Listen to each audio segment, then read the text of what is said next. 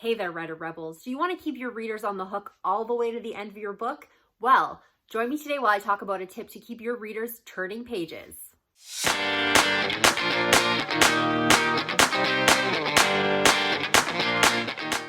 Hello there, everyone. It's me, Scarlett Kol, and I am back for your weekly dose of writing and publishing here on my YouTube channel. So if you've never heard of me before, my name is Scarlett Kol. I'm a young adult author, YouTuber, and storyteller. And if you've been here before, thank you so much for coming back. If you are new, however, and would like to keep up with the content that I am putting out on this channel, which is typically on Thursdays, you can hit that red subscription bar and the notification bell below this video, and it will let you know every time I put out some new content. Anyways, this week I said we're going to do a tip on how to keep your readers turning pages, and this is really the goal for any author or writer out there. Obviously, when we have a reader that's reading our book, we don't want them to be able to take a break or stop reading for any particular reason. One of the best compliments any author can ever get was, "Oh my God, I hate you so much because I was up all night reading your book." It's the best thing to hear, and if you want to keep people reading your book all the way through the night, then you're going to need to make sure that you've got them hooked from beginning to end. There's a lot of different things that go into a book, obviously. There's characters, there's setting, there's plot, there's various different things, but we are going to talk about one little trick that's going to make things a little bit easier to keep your readers moving through those pages and going chapter after chapter and not wanting to put that book down. All right, so this trick can be used when you are plotting. So if anybody is working on their preptober plotting, they can incorporate this into their process and maybe it'll help them out and make things a little bit easier. Or you can use this as a remedial measure and use this when you have a chapter or a section or a scene that you just feel isn't quite working. This is something that you can look back on and see if this is something to help you out and to move your story forward. So what exactly am I talking about? I'm talking about the moment the reader gets to the end of a chapter. They have a choice there. They have a choice to continue reading or to put in their bookmark or receipt or whatever it is they're using. Please tell me they're not dog-earing the pages, but they have the choice to stop and put that book down. If it's late at night and they're tired, maybe this is the point where they want to stop or they naturally need to stop. And obviously, not everybody is going to be able to read a book start to finish in one sitting. However, you want to make it as difficult as humanly possible for the person to put that book down. And if they do, that they're going to want to rush back to finish it later. So my little trick is actually a very simple one, but it can be used when you're plotting to make sure that you have drive all the way through your story, or it can be used diagnostically to try and figure out what's wrong with your chapter if there's something that you have an issue with. And what is this? When you get to the end of your chapter, either while you're plotting it and you go through those points or you read through your chapter again, I want you to sit down and make a list of the question or questions that you believe the reader should have at this point. Now, these can be super dramatic plot points. Maybe a building exploded in your chapter and we haven't revealed who has survived and who hasn't. So that would be a question you would write down on your sheet. Who has survived the explosion? Or it could be something a little bit more subtle. You have a character who has been acting a little bit sneaky and has been leaving some cryptic comments throughout that chapter. The reader might have the question of, what is Sarah up to, or what is Sarah hiding, if Sarah is the name of your character in that particular case. So they can be really dramatic or they can be a little bit more subtle. They could be character-based, they could be world-based, they could be plot-based. But what I want you to do is to be able to list out those questions that the reader should have, but only based on the chapter that you're working with. So obviously every story is going to have a mystery of some sort, not necessarily in the traditional dead body need to find the killer type of mystery, but that is a way to do it. Everything is always going to have a progression. If it's a romance, will they or won't they? If it is an action thriller, are they going to stop the terrorists before the clock goes off on the bomb? Or whatever there is a mystery to the reader as to whether or not the characters are going to accomplish their goals. And that can be very blatant mystery, or it can be a little bit more subtle. However, this is not the type of question that I want you to be asking. That's the type of question for the entire book. I would really like you to try and focus on the ones that relate specifically to that chapter. What lines of dialogue, what setups did you have in there that have created questions for the reader? So if you were to stop at the end of that chapter, what are the questions that still need to be answered based on the chapter that was just written? So why is something this simple so valuable and useful for getting your readers to turn pages? Well, the reason readers want to turn pages is they want to know what's going to happen next. So if they have no reason to be questioning or asking what's going to be happening next, there's no interest for them to continue, as there is no mystery for them to solve. If you are using this as a plotting device, this can be very useful in making sure that every scene or chapter that you have in your book has a purpose and is going to drive the reader forward. It also has a double benefit in that when we actually sit down to write those chapters, it kind of keeps you on point, because if these are the questions that you need the reader to be thinking at the end of a chapter, you kind of have an idea of how your setup and your dialogue and everything you've mapped out needs to work to get to that specific point. It's a goalpost, an X on the map, however you want to phrase it, but that is a goal you can reach for on a chapter or scene level, on that micro level within your book of where you need that scene to go, which can really help you to keep from rambling and to miss the point of your chapter. Sometimes when we are outlining, we've got this great scene and it kind of gets away from us and we don't necessarily get back to the point of that scene, even though it could be beautiful or lovely prose.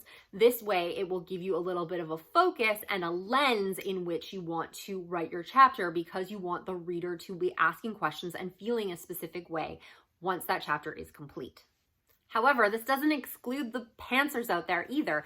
Like I said, you can use this as a diagnostic tool. If you have finished writing your book or you've just worked on a particular section and it's not working for you, technically you could go through every single scene and make sure that there is a question or a hook at the end of every single chapter to make sure that your readers are moving forward. And I have done this on more than one occasion. I know a lot of writers who do that. But if this is something that you just want to use because you feel something just isn't working, this can actually illuminate 3 things that could be wrong with your chapter or scene. So I'm going to go through those in detail and let you know how you can fix it. So the first thing is you could not be doing enough in your chapter. So what do I mean by that? Chapters do a lot of different things. They need to ground you in the world. They need to introduce our characters. They need to move our plot forward. They need to introduce theme. They need to do all of these sorts of things. It's a very, very big job for those chapters of all the things that they need to do. However, well-written chapters usually do multiple things at one time.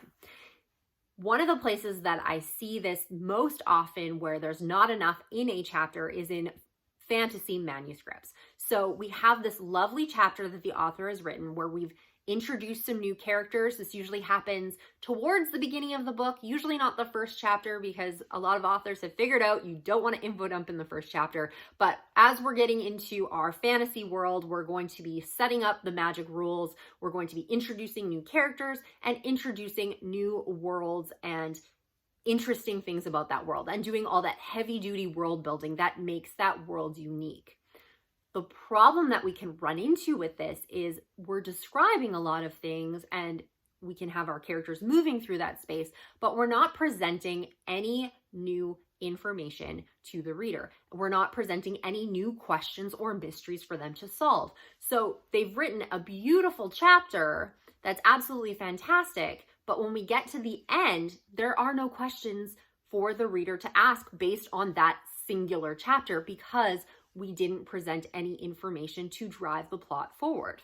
So a writer in this scenario is going to really struggle with doing the simple task of putting those questions down as to what the reader is going to want to answer at the end of that chapter because there isn't going to be enough there for them. So how are they going to fix this? Well, it can actually be very, very simple.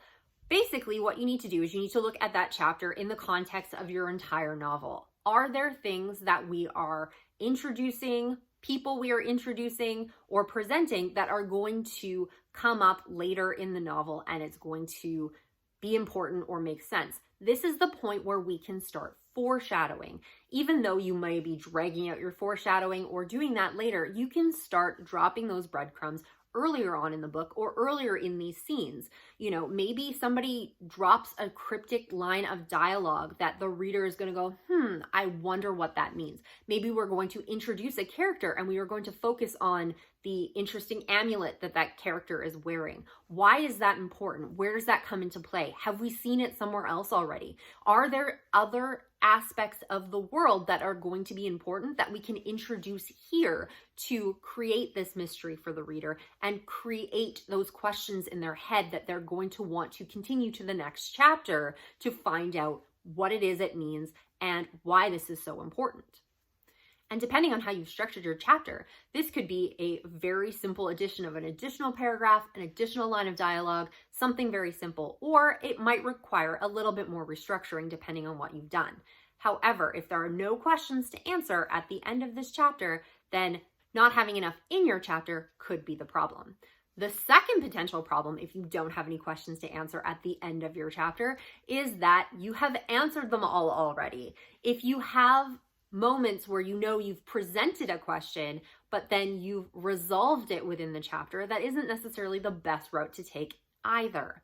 The reason for this is that you've established the setup, but you are giving the answers away way too easily for the reader, and they're not going to drive them forward. Let's use a romance example. So let's say we have a almost kiss between our hero and heroine. The fiance of the heroine walks in, catches the almost kiss, they fight, he calls off the wedding, and he leaves.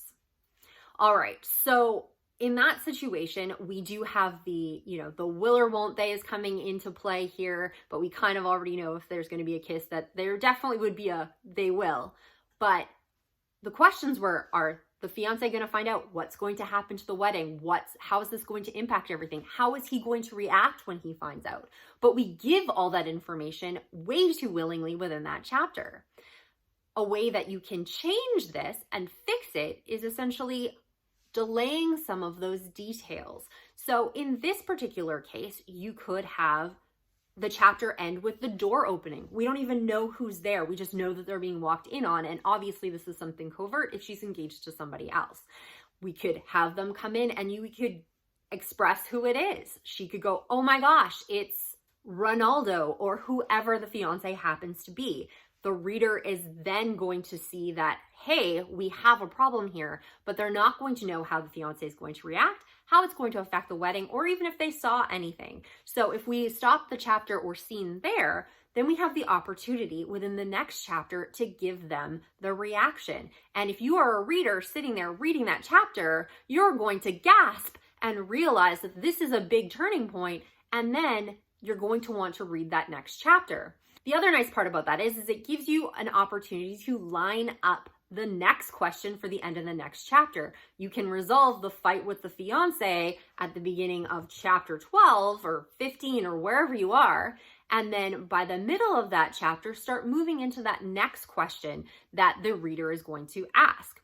So if we look at this in terms of almost like a timeline, your novel is going to have one major arc overall, which is going to be the story itself. You know, what is the goal? If we're going into romance again, will they or won't they get together, the hero and the heroine? And then you're having all of these little chapter bumps in the middle. Well, the questions or mystery arcs shouldn't necessarily fall at the ends of every chapter because it's not going to keep your readers moving forward. A better way to do that, or one that tends to move things a little bit easier, is to have your resolutions to your questions end around the middle of a chapter or towards the end of a chapter, and then you're creating a new question. So the natural break for a chapter or a scene is hitting when that question is being posed, not when the question is being answered. And then in the next chapter, you can answer that question and pose a new one before the end of that one, and so on and so on and so forth.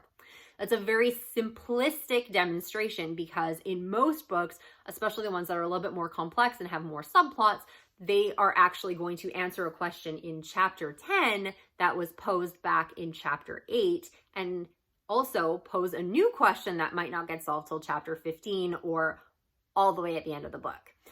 Plus, if you are doing double duty in your chapters, like I mentioned, chapters have a lot of heavy lifting and they're doing various different things, you could have more than one question that the reader needs to answer or the reader wants to answer at the end of that chapter. So you could have something at the end of chapter 2 that gets resolved in chapter 4, and one of those threads that stays till chapter 8, and another one of those threads that doesn't even get answered until book 2. Think about your favorite series or trilogy. When you get to the end of the book, they usually resolve some of the major conflicts, but there's definitely those threads that are left there to drive you into pre-ordering or anticipating the next book. This is what you're trying to do, but on a micro level. On a chapter by chapter basis or multiple chapter basis, you're trying to leave some of those strings untied. So that way your reader is going to want to follow them until they're tied up, and giving yourself the opportunity to create new strings to follow.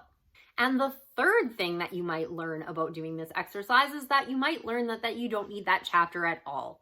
If you are looking through the questions and you don't have any, or they're very weak, or you find that it's more of the overarching questions of the novel as opposed to a scene or chapter level question, then there's a possibility that you just don't need that chapter in your book at all. If you are doing a lot of world building or character introduction, are there ways to take those important bits and spread them out throughout your novel? If it isn't possible to pump up that chapter like the first issue I discussed, then maybe disassembling that chapter and moving those pieces into other chapters and just taking out the pertinent information is going to make the flow of your book a lot better.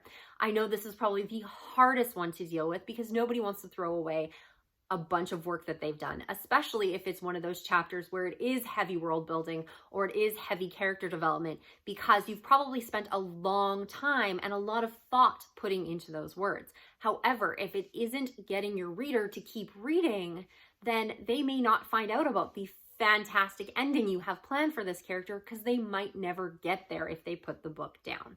So hopefully you find this tip helpful and it is a good exercise for you in your preptober preppings for NaNoWriMo coming up in November. Or if you are struggling with a manuscript and a chapter just isn't working or a section isn't working, I would suggest giving this a try and seeing if this works for you. This can definitely help you making sure that your plot and your characters are driving your story and that there is forward motion from the beginning of your story to the end of your story to keep your readers turning pages and interested in your plot all the way through. Granted, there are so many other things that do go into a novel, such as fantastic characters, a wonderful world, a great plot, a good hook. There's so many other things. But if you can keep them moving forward, that's going to be a large chunk of the battle. All right, so that's all I've got for today. If you liked this tip, please let me know in the comments below, or if you have other tips that you have about moving your readers forward, I would love to hear them.